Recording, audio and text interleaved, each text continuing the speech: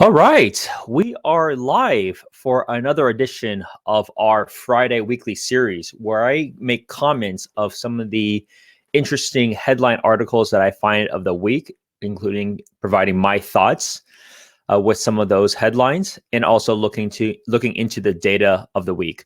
I also like to use this as an opportunity to share with my audience just what I've been seeing from a week by week change or basis and different things that I'm thinking about. So if you have any questions throughout this live session, you're welcome to reach out anytime. Simply just type in the message below or in the comment section. But otherwise, we'll jump right into it. We have a lot to cover today. I'll start by sharing my screen. Okay, so the very first thing to cover here is related to borrowers in forbearance can defer all missed payments until the end of the loan. Over the last several weeks, there's been a lot of back and forth in terms of, well, okay, so individuals and homeowners can have forbearance for, let's say, 3 to 4 months, up to possible a year. Now, at the end of that forbearance period, when they're able to pay for their bill, what are the options available for them? And with this change, for many, as mentioned every week, confirm it with your lender. But in this case, they can defer all the missed payments until the very end of their loan. So it's no longer even paid at the end of the forbearance period, or you have to make any sort of payments that you missed in the past in terms of small chunks. You may have the option to basically pass it to the end of the loan altogether. So this is a really big change than what most people may think, and it provides a lot more relief for homeowners if they're in distress. So something very interesting to see. And there's another point here that I'll show. Fannie Mae, Freddie Mac also extended the foreclosure and eviction freeze until the end of June. Currently, it's set to expire basically in a couple of days, but they've also extended it further. So for those that are hoping for massive foreclosures and evictions, you're going to have to wait a little bit longer to see if that market is distressed. I suspect they will continue to revise this potentially a few more times, depending on the situation, until things get better and a lot more states get opened up. But this time around, there's so much active support from the government related to homeowners, which is a very different experience for those that were unfortunate and had to go through the challenges of 2008. Nevertheless, this provides a lot of support for homeowners. As mentioned, foreclosure and evictions are extended. You can't even evict renters, but a bank cannot foreclose on your property. At the same time, as I mentioned, with the forbearance being able to be extended even further or even delay the payment to the end of your loan is something really interesting. So the way that the government will to get their money back is they'll extend it to the end of the loan, which can be a very long time. Or when you do a refinance, that's when they can get some of that capital back out. Whereas part of the refinance, you will owe that amount, which would help either lower your interest rates, but also possibly a cash out refinance depending on your situation. So those are some of the active things that I see from a government support perspective.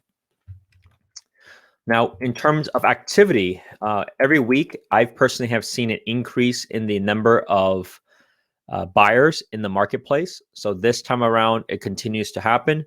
New York has a very big increase in terms of new mortgage applications for home purchases, especially due to them being locked down likely the worst out of all cities.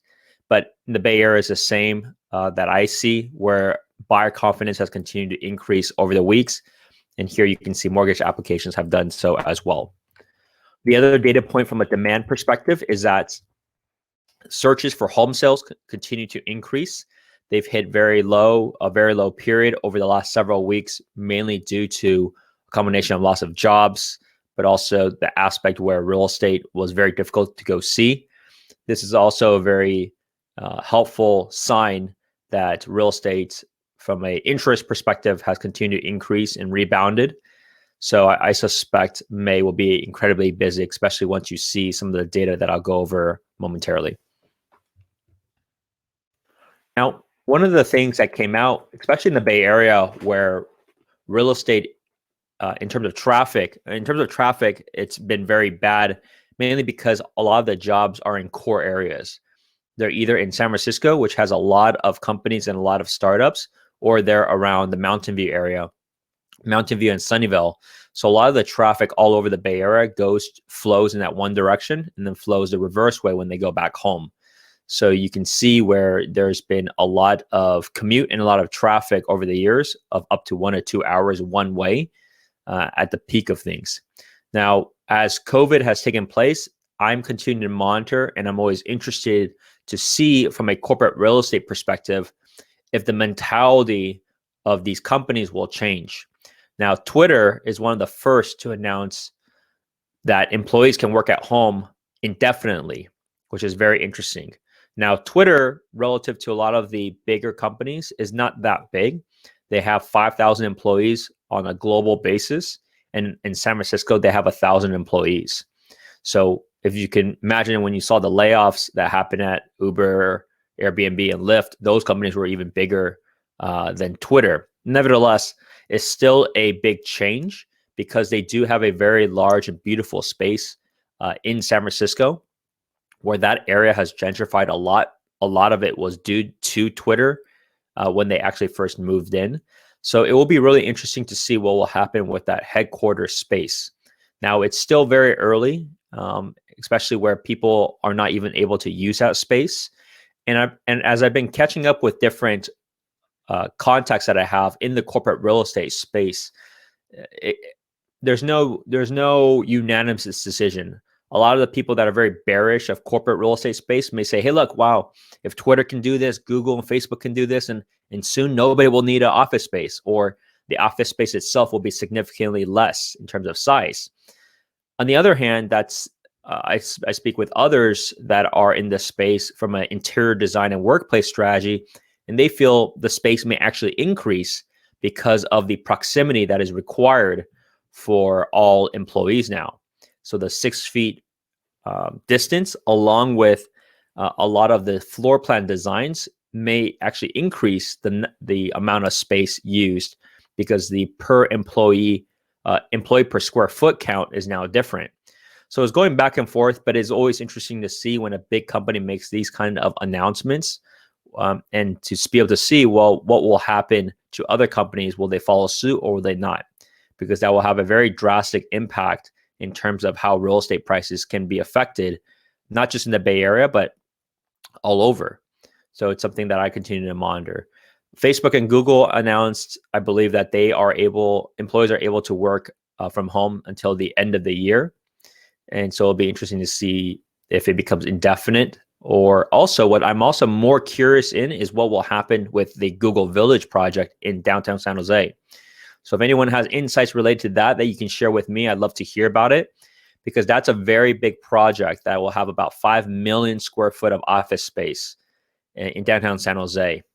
And there's been a lot of discussion, a lot of back and forth with the city. The city will need that money more than ever. At the same time, Google may not need as much space. So I'm really curious to see what will ultimately take place of that project, which has been going on for a long time. They should have been breaking ground next year, so there's still time for that. And so I'm really curious from that perspective. So I will keep you guys updated as soon as I find out from my sources of what's happening with that project. But in general, this is a big announcement.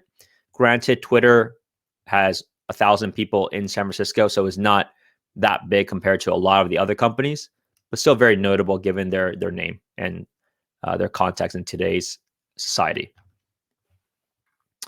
Okay, so let's jump into the data. Actually, before we jump into the data, there's a few things that there's not anything related to articles, but a few notes that I want to share in terms of what I am seeing from a market perspective, especially when it comes to the need of people wanting more space. So the interesting part is, while there's a lot of uncertainty in the market, there are things that are starting to shape out, including the need for more space in a different type of space. So if you think about the lifestyle that you had, or a family had 2 months ago, You would go to work, you would take your kids to school, you would come back from work and relax at home. However, two main things have changed. Number one, most schools are shut down, so the kids are at home doing their learning. Number two, most individuals are working from home, especially those in tech. And so the interesting dynamic of what has happened is that that configuration that they had previously of the number of bedrooms and space is no longer the same criteria that they would need moving forward, especially as this goes along, if this gets extended more and more or becomes a new norm. So what I see now is people are getting sick and tired of their existing setup. So I've heard different stories of both of the couples have their computers on their kitchen counter, and that's how they're doing work. So I see now more of a need for larger space than ever. I also see the need of a private space, like an office space. So I've seen a lot of conversions, even including myself. I converted this bedroom into an office space, only used for doing these types of events or doing work if I wanted my own private meetings and private space. So I suspect that will continue to occur. So the interest of dedicated office space is going to be a new norm now, along with potentially there are spaces like dens. So they didn't have a closet, but it's a great private room. And so I see that continue to take place with homes that have that type of design. So it doesn't count as a formal bedroom, but it's a nice space for an office. So that's one of the biggest changes that I've seen. So even though there may be uncertainty, they just can't stand it anymore, given the environment that they're in. So something very interesting that I found, and I share with a lot of people too, of the activity in the marketplace. The other thing is be careful when it comes to appraisers and appraisal values. So when I'm advising clients today is we'll look at comps. I'll give you my best assessment of what this will likely appraise at and what percentage risk that you may have when it comes to an appraisal. Appraisals these days are being a little bit more conservative. So I would put a little bit more buffer and a little bit more, and I would share that expectation with the client that they may need to be prepared for extra reserves when it comes to their down payment. So if they are very stretched to begin with when it comes to that purchase, you're going to have to be aware if you need a potential appraisal contingency, or if you need, or just having that buffer in place. So something I'm telling my clients just to be prepared of. It's out of our control as realtors. We do the best we can to say, look, this is what's been selling throughout the period. The market is still at a strong, healthy level, but I've seen some appraisals coming back as a little bit lower than what it should be, even though there's very clear evidence of why it should be at a different level. Now, if you're in contracting experiences, there is the option to refute that if you can show data. So I know recently I had a purchase under contract, and it came back a little bit lower than we had thought. So we showed back the data, worked with the lender, and fortunately the appraiser adjusted it, so we were able to get it at basically what we purchased it at. So just something to be aware of as you navigate the landscape. Work with your realtor, work with your lender. Be sure to keep up to date on that. The other thing is to keep an update on is the guidelines. Guidelines are changing pretty much every week. So check in with your lender and check in with your realtor consistently to ensure that the assumptions that were made a few weeks ago are still relevant today and still accurate today. So just some other things to be aware of. Okay, so let's go take a look at the data. This time around, I'm going to look at San Mateo County. I'm going to give you some of my thoughts and some of the interesting trends. And so here we are at the mid-May timeframe. As you can see, if you can look at last week, the new listings figure hit a very high level, of the highest level in the last 2 months at 142 new listings. So a lot has to do with that restriction that was uplifted on May 4th, which allowed occupied houses to be shown. So a lot got rushed out. But what's interesting and surprising here is that this week, we still have later today and tomorrow that's not accounted for. So I suspect this will be perhaps similar to the previous week, but the number has dropped back to basically at the 100 or perhaps the 90s levels of new listings. That's pretty disappointing to see. It just shows the level of how low inventory levels are at this time. And so it is what it is, but it's going to be difficult for buyers, especially as they continue to increase in terms of interest, but also in terms of activity. The number that are going contingent is at 28. The number that's going pending is at 55. The total is at 83. So as you can see from a ratio perspective of the number that is going pending versus the number of new listings, it's very close. And it makes it very difficult. I know for a fact this number will be significantly higher if there was more listings because there's so little properties to choose from.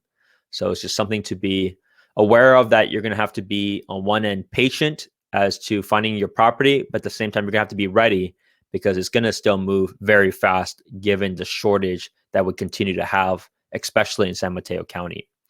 The last figure here is number 19. This is related to how many are actually expiring or dropping out. As you can see, the levels are about the same every week. There's nothing special and nothing new to show from that regards. Now let's take a look at some of the data in terms of prices. So when we look at San Mateo County, this has the data of single family, condos, and townhomes. You can see in this case, March has a very slight decline from a very high February, a very busy February. April had dropped a little bit more from there. Keep in mind, this is all delayed data. So this is generally offers that are accepted a month or a month and a half before. However, what is interesting is if you look at the May data, we're in mid-May already, we're hitting all-time highs. So at this case, we're hitting an average of $2 million in San Mateo County. So it's quite incredible to see this kind of change happening in mid-May. I suspect this will likely drop down a little bit. However, I still suspect it'll be much higher than the previous levels, given how high it is at this time.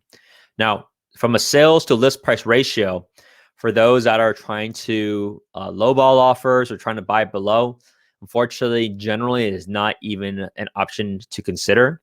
As you can see at this time, we're still selling at about 104% above the list price. Now, I've made a different video in the past, so feel free to check that out in terms of the difference of of list price versus market price. But at the same time, just know, like, people are pricing it very fairly. There is still competition out there.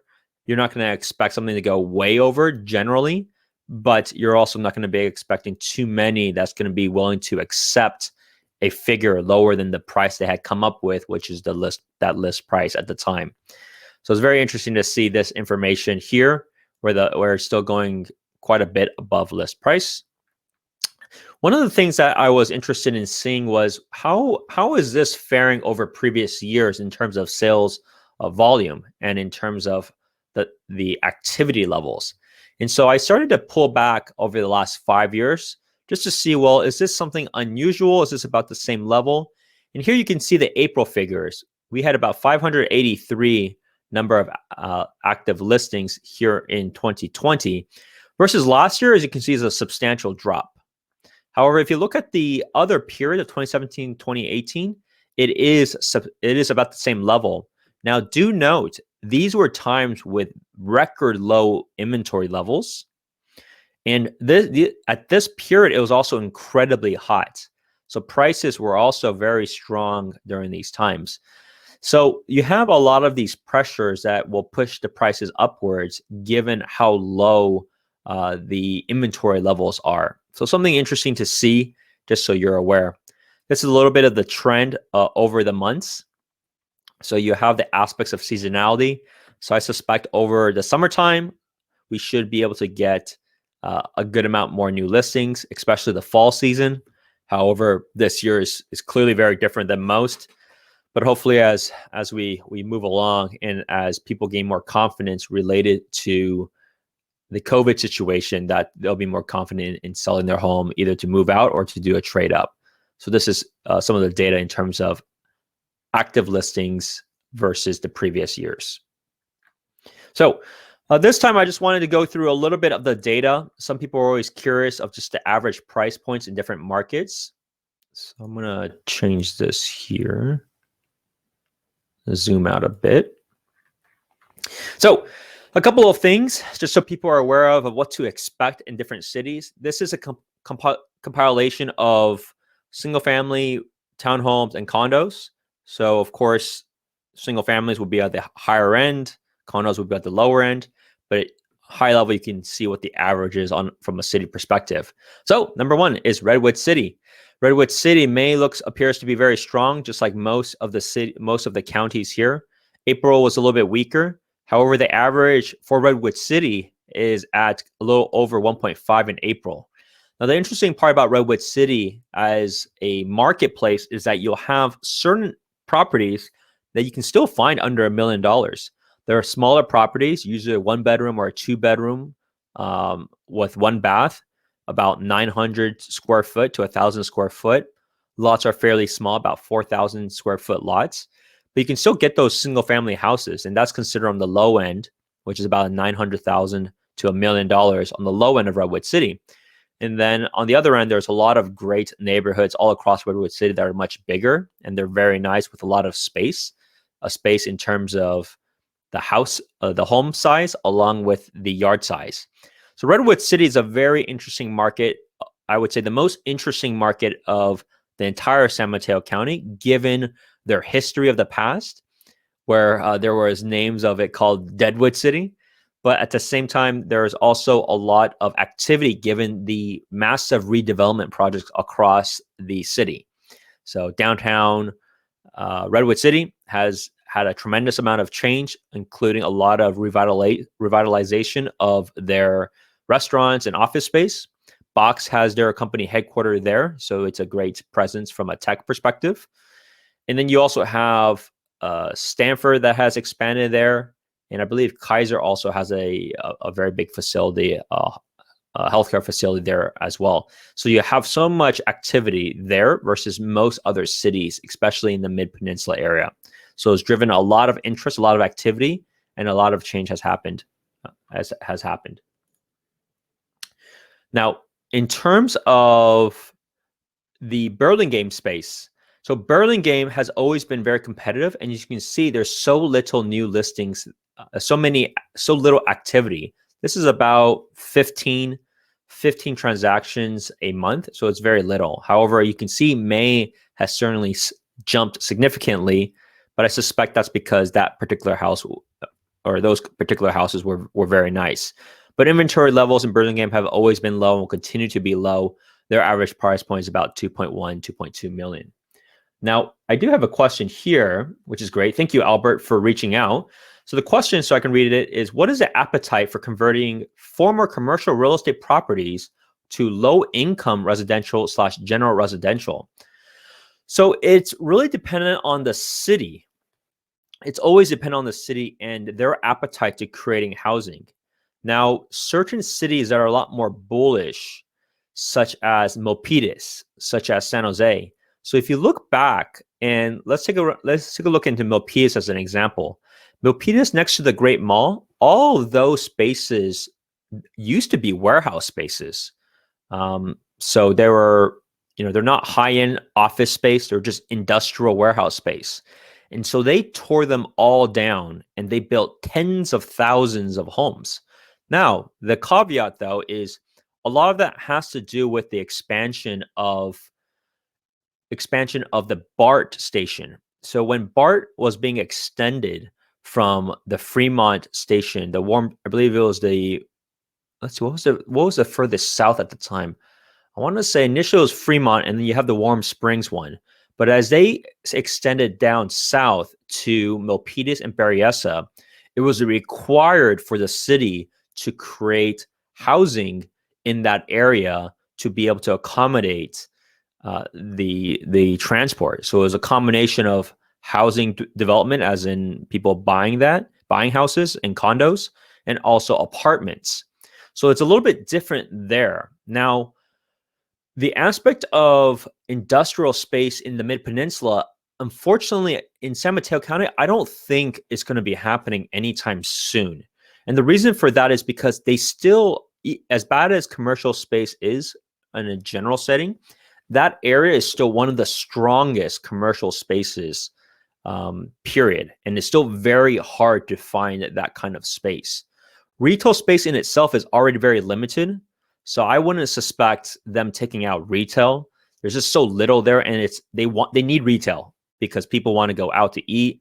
They need to get, like myself, they need to get a haircut. You have all these other things that are components of retail. So I don't think retail is going to happen at all. But the commercial side, especially the industrial side, there is still too strong. And especially you have the biotech factor. So biotech has continued to increase drastically, whether it's manufacturing, development. Those take up a lot of industrial space. And I know they're also moving to the East Bay because they have no more space in San Mateo County. So it makes it very tough for San Mateo County, where it continues to be very limited. There's not going to be very much housing development. Where I see if San Mateo County may possibly make it more dense is where along the Caltrain is. So if you have an example, you can look at near San Carlos. So near to San Carlos, downtown, and Caltrain area, they've built a lot more higher density units, and they're beautiful units too. But even then, it was very little. I think there was maybe only tens, if not low hundreds. It wasn't very much. So clearly, from a supply and demand perspective, it's never going to be balanced, especially in San Mateo County.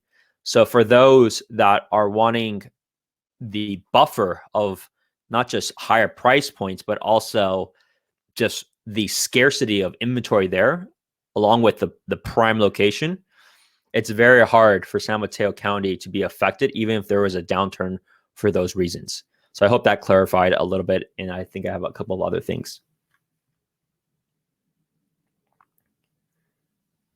So thank you, Angelica, for tuning in. Great to see you. I'll continue and go down some of the other data points. So in terms of Belmont, Belmont continues to rise as well. Right now, we're at an average about $1.8 million for Belmont properties. Belmont inventory is still very low, highly desirable place due to schools and along with proximity. We take a look at San Carlos. San Carlos, also one of those, in a sense, a sleepier town. Not a lot of people are familiar with San Carlos and the charms of San Carlos. People love it, whether you want to buy a house in the hills or if you want to buy near downtown. It's a fantastic downtown, very walkable. It's all very flat, that a lot of people don't realize in San Carlos, in that area. So it's a great place. As you can see, average price points now are over $2 million. For May, we're about 2.1, 2.2. April was about 1.8, 1.9. Foster City remains. April was an extremely strong month for Foster City. Now, Foster City, a lot of people love that area as well, mainly because of how it's laid out. It's a planned development. And so in terms of the ratio of parks, the walkability, the number of restaurants and grocery stores, along with a lot of great companies like Visa or headquarters there. So it's a very highly desirable place. And especially right now, one of the bigger concerns in the past was Foster City is that junction for the bridge. So there's a lot of traffic that goes through during rush hour. Now, without traffic, I suspect Foster City will be even more desirable place when that's no longer a concern, because that was a concern for a lot of people moving into Foster City was the traffic patterns. But if there's less traffic, Foster City will become very interesting and will become very popular, even more popular. Houses there are typically newer than the rest of the county. Many properties also will have possibly access to the waters. So it's great for kayaking or paddleboarding and different types of water activity. So moving on, San Mateo. San Mateo is a very large city. So you have different parts all across. You have some that can be very premium and very expensive with very good schools. And then you have some that are considered more entry level. I believe the more about 1.2, 1.3 would be entry level for single family there. But you have a big mix. As you can see, it's about April. March was a very high period. April has dropped, but it's still significantly higher than the previous months. And then you look at May, the activity continues to be strong. So I know, Albert, you have a couple of different things. So there are So he wrote, there are new apartments going up next to Hayward Park. It's been going on for a while. Yeah. So, I mean, it's not like there's not going to be any, but it's all about the figures. It's all about the number of new development or new apartments. Apartments are also a little bit different too versus the ownership side. Like the angle of apartments and the math of how people determine should I build an apartment or not is very different. So the dynamics are not the same for apartments, and it also depends on like what kind of apartments will it be. And for the most parts, most of those apartments are actually pretty luxurious apartments. So a lot of the new ones being built today, those apartments are very nice. Um, the price points are pretty high. I've seen like even in, let's say, Mountain View, some of those apartments are $4,000 to $5,000 a month for 2-bedroom apartments. So if you think San Francisco is high, which many of them are, it's very comparable to there. So the apartment scene and the rental market is always very different. So it's just something to it's from a data perspective, it's always different. And yes, when it comes to San Mateo, you're right. It's a great area. It's one of the strongest areas. So at the same time, it's always about location. If people can have the budgets and have the ability to afford San Mateo County, it's a great safe bet. Millbrae, as you can see, is kind of all over. Transaction volume is very little. There's basically only 10 transactions on average a month. You can see April was a very strong month relative to the rest. May substantially lower at 1 million. However, because of the level of transactions, this is likely just probably some condo that sold. Otherwise, it'll be closer to the $1.5 million average. Well, I hope this was helpful. My goal every week is to go over some of the data that I find relevant and interesting, along with some of the news articles. Of course, if you have any questions, you're always welcome to tune in live. This happens every 12 o'clock Pacific time on Facebook and on my YouTube channel. And if you aren't able to tune in live, you're always welcome to reach out via email or text. I can always be reached at spencer@spencerhsu.com, or call or text me anytime, 408-223-5493. As I've been doing this for the last 2 months now, I've actually gotten a lot of interest and a lot of great feedback. So I really tuning in and listening to what I have to share about the market. I've also got a lot of great buyers and sellers that have come out of this. So don't hesitate and think, don't be a stranger. You know, whether you are years out or you're just or you're ready to go right now, it's never too early or too late to have the discussion. So I hope this was helpful. I'll wrap it up for this one. A couple of housekeeping items. On Tuesday, I'll be coming up with another video. And this time is how to pick an agent. The more that I'm in the business, the more I see people are actually fairly uneducated about what questions that are actually important, what they should ask. And so I'm going to go over those and show you why that's important. And I think that will at least help you decide whether I'm able to help you in the Bay Area or not. It'll help you at the very least. Or if you're looking at this video from across the country, there's different criteria that you should at least know the answer to really be able to make the best decision for yourself. Remember that the realtor is the subject matter expert. No matter how much you read, there's no way you're going to be able to know as much as a realtor. However, the caveat is you'll need to find a trusted realtor to be able to provide you that guidance. So it's also very important to do the qualification of that as you go through your journey. So I'm going to cover that, a lot of the different questions I personally get asked and how I answer it.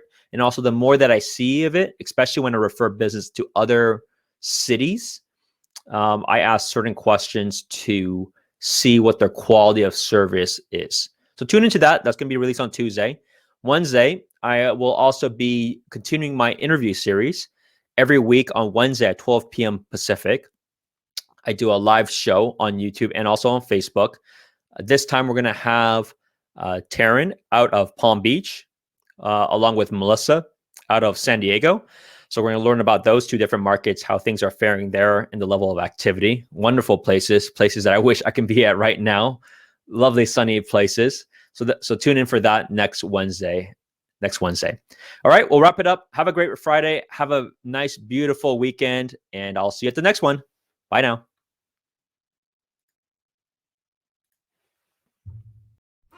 Hey YouTube world, thanks for tuning in. I'm glad that you dropped by. If you liked this video, please be sure to smash this subscribe button here. And if you want to see one of my latest videos, please choose this one here. Bye now.